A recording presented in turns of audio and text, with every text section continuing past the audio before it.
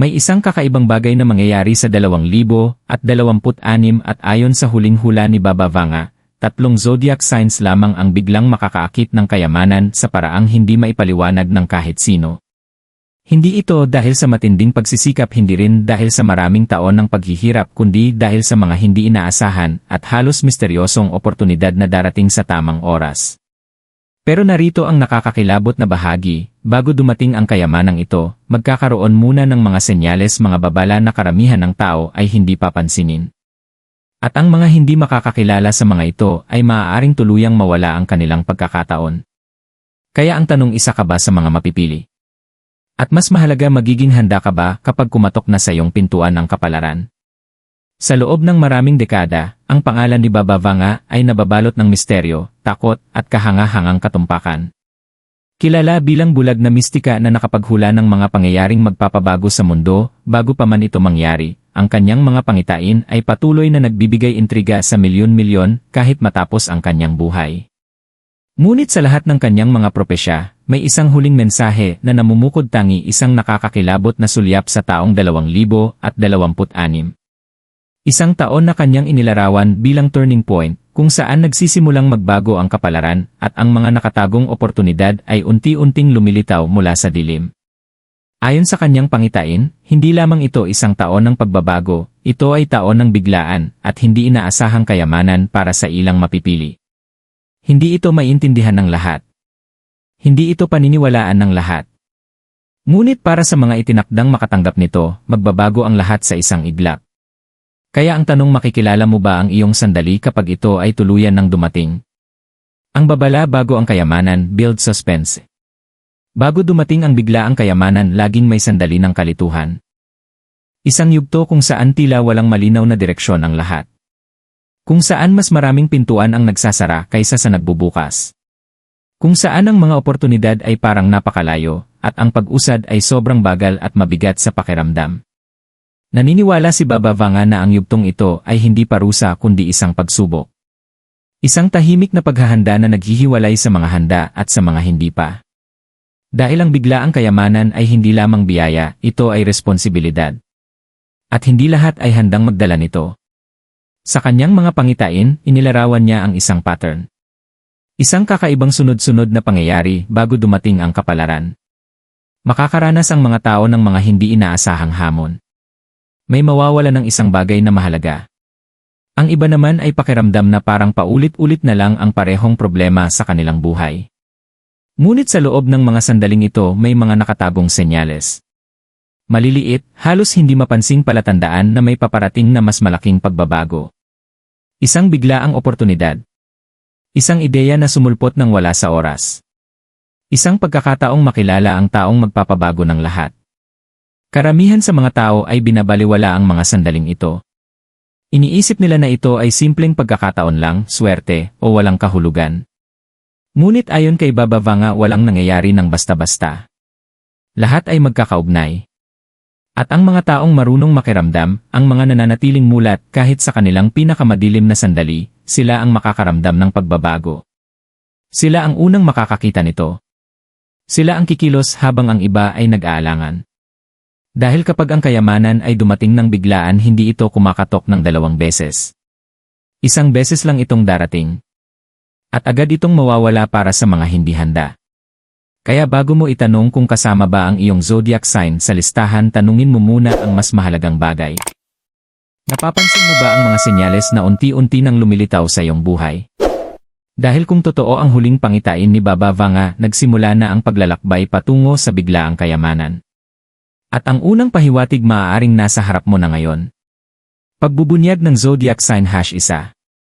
Ang unang zodiac sign na tinutukoy sa huling propesya ni Baba Vanga ay isang tanda na nakaranas na ng mas mabibigat na pagsubok kaysa sa iniisip ng karamihan. Ito ay isang sign na nakipaglaban sa mga tahimik na laban. Mga problemang hindi nakikita ng iba. Mga gabing ang pagdududa ay mas mabigat kaysa sa pag-asa. Sa loob ng maraming taon, maaaring naramdaman nila na parang walang nangyayaring tama. Na bawat hakbang pasulong ay sinusundan ng 2 hakbang pabalik. At kahit ganoon, nagpatuloy pa rin sila. Hindi dahil madali kundi dahil may isang bagay sa loob nila na ayaw sumuko. Kilala ang zodiac sign na ito sa katatagan. Sa kakayahan nitong mabuhay kahit tila bumabagsak na ang lahat sa paligid.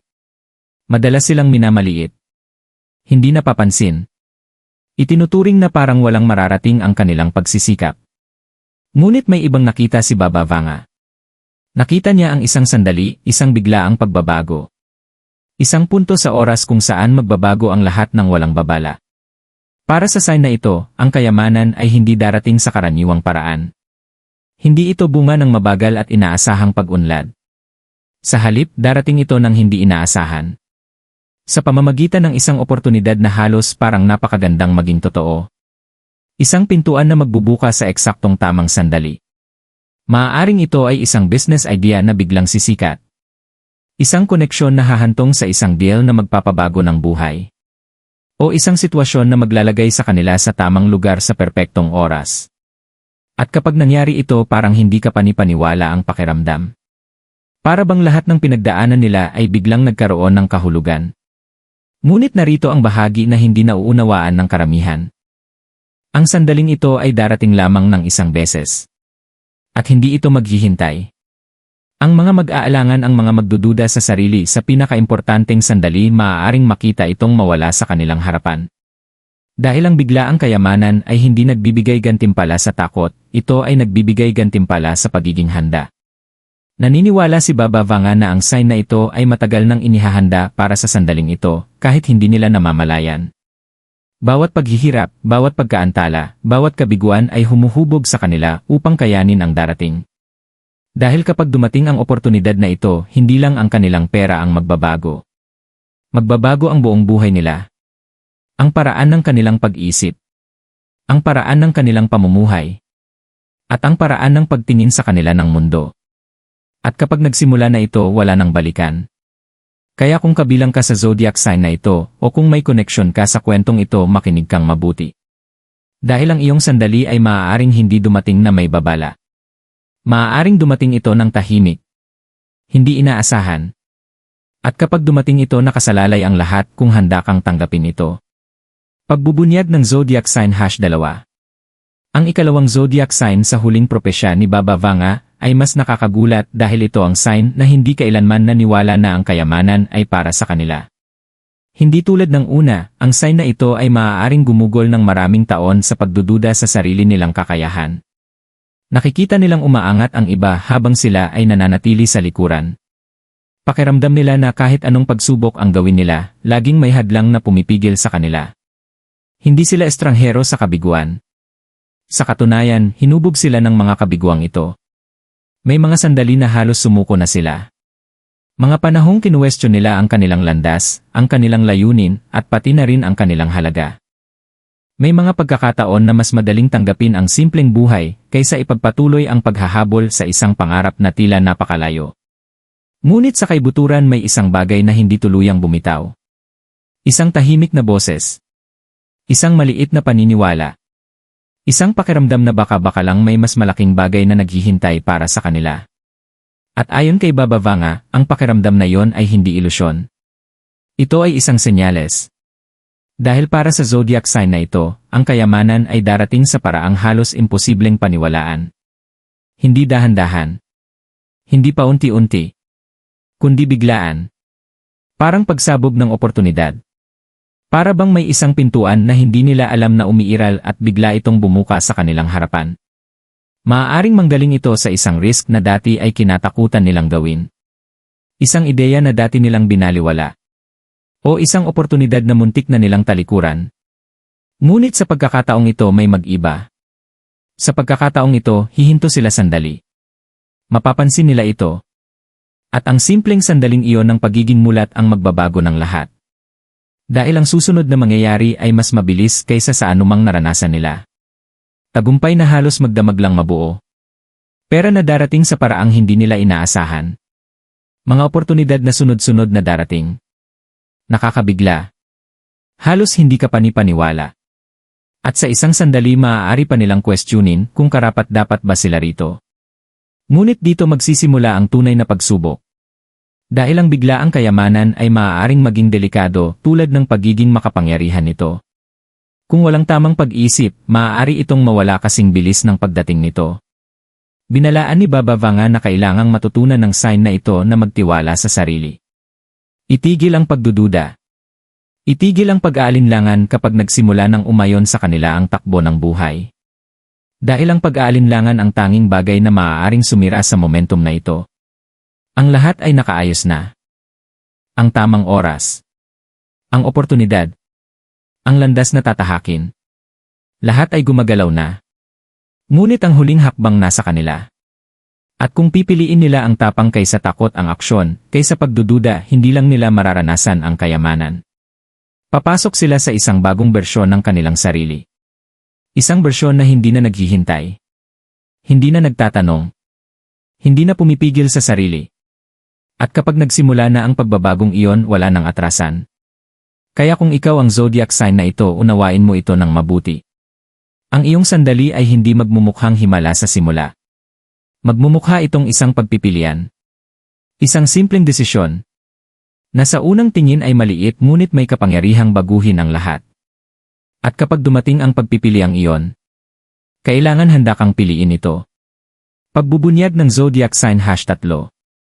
Ang ikatlong zodiac sign sa huling propesya ni Baba Vanga ay hindi lamang tungkol sa biglaang kayamanan. Ito ay tungkol sa kapalaran. Dahil ang sign na ito ay hindi kailanman itinakdang mamuhay ng ordinaryong buhay. Mula pa sa simula, may kakaiba na sa kanila. Isang bagay na kahit sila mismo ay hindi lubos na nauunawaan. Isang pakiramdam na sila ay nakalaan para sa mas malaki kahit paulit-ulit silang inilalayo ng buhay sa direksyong iyon. Ang sign na ito ay dumaan sa matitinding karanasan. Mga sandali ng matinding pagkawala. Mga sandali ng biglaang tagumpay. Mga taas na parang walang makakapigil at mga baba na tila walang takas. Hindi naging matatag ang kanilang paglalakbay. Ngunit iyon mismo ang dahilan kung bakit sila naiba. Dahil ayon kay Baba Vanga, ang kawalang katiyakan na yon ay hindi kahinaan. Ito ay paghahanda. Isang proseso upang hubugin sila na kayanin hindi lamang ang kayamanan kundi pati ang kapangyarihan. Dahil ang uri ng kayamanang darating sa zodiac sign na ito sa 2026 ay kakaiba. Hindi ito maliit. Hindi ito pansamantala. Ito ay makapagbabago ng buong buhay. Ang uri ng kayamanan na magbabago ng estado, impluensya, at direksyon ng kanilang hinaharap. Ngunit hindi tulad ng iba, hindi ito darating ng tahimik. Ang pag-angat nila ay makikita ng lahat. Mapapansin. Hindi maiiwasan. Magbabago ang tingin ng mga tao sa kanila. Ang mga oportunidad ay hindi lang darating, hahabulin sila nito. Ang mga pintuan ay hindi lang magbubukas, mananatili itong bukas. At ang lahat ay kikilos ng mas mabilis kaysa dati. Ngunit dito nagiging seryoso ang lahat. Dahil kasabay ng ganitong klaseng tagumpay ay ang pressure. Attention. Inaasahan ng iba. Hindi lahat ay susuporta sa kanilang pag-angat. May magdududa. May maiinggit. May susubok makinabang. At dito magsisimula ang tunay na hamon. Dahil binalaan ni Baba Vanga na kailangang manatiling grounded ang sign na ito. Kailangan nilang alalahanin kung sino sila bago nagbago ang lahat. Dahil ang pagkawala ng kanilang tunay na sarili ang tanging paraan para mawala rin ang lahat. Ang kayamanan ay kayang mag-angat. Ngunit kaya rin itong sirain kung hindi ito hahawakan ng may kamalayan. At ang zodiac sign na ito ay susubukin. Hindi sa simula, kundi pagkatapos nilang matanggap ang lahat ng kanilang pinangarap. Haharapin nila ang mga pagpipilian. Mga desisyon na magtatakda kung ang kayamanang ito ay magiging isang pamana o panandaliang sandali lamang. Dahil ang katotohanan ay, hindi lahat ng yumayaman ay nananatiling mayaman. Ngunit ang mga nakakaunawa sa responsibilidad nito ay nakakalikha ng bagay na mas tumatagal kaysa pera. At dito naiiba ang zodiac sign na ito. Dahil sa kaibuturan hindi nila hinahabol ang pera. Hinahanap nila ang kahulugan. Layunin. Isang buhay na may saysay. At sa 2026 may matutuklasan silang isang makapangyarihang katotohanan. Na ang kayamanang matatanggap nila ay hindi lang para sa kanila. Ito ay isang kasangkapan. Isang daan. Isang oportunidad upang bumuo ng bagay na mas malaki kaysa sa kanilang sarili. At kapag naunawaan nila yon, magbabago ang lahat. Hindi lang ang kanilang buhay, kundi pati ang buhay ng mga tao sa kanilang paligid. Ang kanilang pamilya, ang kanilang kinabukasan, ang kanilang pamana. Kaya kung ikaw ang zodiac sign na ito, unawain mo ito ng malinaw. Hindi ka lamang bibigyan ng kayamanan. Bibigyan ka ng pagkakataon. Isang bihira. Isang makapangyarihan. Isang pagkakataong hindi na ulit. At kapag ito ay dumating, ikaw ang magdedesisyon kung sino ka dahil dito. Dahil sa huli, ang tunay na propesya ay hindi tungkol sa pera. Ito ay tungkol sa pagbabago. At para sa'yo, ang pagbabagong iyon ay magsisimula na. Ngayong narinig mo na ang propesya, ang tunay na tanong ay hindi na kung aling zodiac sign ang makakatanggap ng biglaang kayamanan. Ang tunay na tanong ay ano ang gagawin mo kapag dumating ang iyong sandali. Dahil maniwala ka man kay Baba Vanga o hindi, may isang katotohanan na hindi may kakaila. Ang mga oportunidad ay hindi naghihintay magpakailanman. Dumarating ang mga ito ng tahimik. Hindi inaasahan. Kadalasan ay nakatago sa anyo ng maliliit, simpleng bagay, mga bagay na madaling baliwalain. At karamihan sa mga tao ay napapalampas ito, hindi dahil mala sila kundi dahil hindi sila nagbabantay. Dahil sila ay abala. Nagdududa. Naghihintay ng perpektong oras na hindi naman talaga dumarating. Ngunit ang mga taong nagbabago ang buhay, iba ang pag-isip. Sila ay nagmamasid. Kumikilos. Nagtitiwala sa sarili kahit hindi sigurado ang lahat. At iyon mismo ang nais ipakita ng propesyang ito. Hindi lang kung sino ang yayaman kundi kung sino ang handang makilala ang sandali kung kailan nagsisimulang magbago ang lahat. Dahil ang kayamanan ay hindi lang tungkol sa pera. Ito ay tungkol sa kamalayan. Ito ay tungkol sa tamang timing. Ito ay tungkol sa tapang na kumilos kapag binigyan ka ng pagkakataon ng buhay, kahit hindi ito mukhang makatuwiran pero pakiramdam mo ay tama. At baka lang mas malapit na ang pagkakataong iyon kaysa sa iniisip mo. Baka ito ay isang bagay na matagal mo nang binabaliwala. Isang desisyon na matagal mo nang ipinagpapaliban. Isang ideya na kinatatakutan mong subukan. Dahil ang totoo, ang buhay mo ay hindi nagbabago ng sabay-sabay. Nagbabago ito sa isang sandali. Isang sandali kung saan pipili ka ng iba. Isang sandali kung saan titigil ka sa pagdududa at magsisimula kang kumilos. At kung ang 2026 na ay taon ng biglaang kayamanan para sa ilang mapipili, ito na ang panahon mo para maghanda. Hindi sa pamamagitan ng paghihintay, kundi sa pagiging handa. Ngayon, gusto kitang tanungin. Ano ang zodiac sign mo? At mas mahalaga, nararamdaman mo ba na may paparating na malaking pagbabago sa iyong buhay? I-comment mo sa ibaba ang iyong zodiac sign at sabihin mo kung naniniwala ka na totoo ang propesyang ito. Dahil minsan ang pagbabahagi ng iyong intensyon ang unang hakbang para ito ay maging realidad. Kung nakarelate ka sa mensaheng ito, huwag kalimutang i-like ang video at mag-subscribe sa channel para sa mas marami pang makapangyarihang prediksyon tulad nito. At tandaan mo, ang susunod na oportunidad na magbabago ng buhay mo, maaaring hindi dumating na may babala. Maaaring dumating ito ng tahimik. Hindi inaasahan. At kapag dumating ito, siguraduhin mong handa kang tanggapin ito.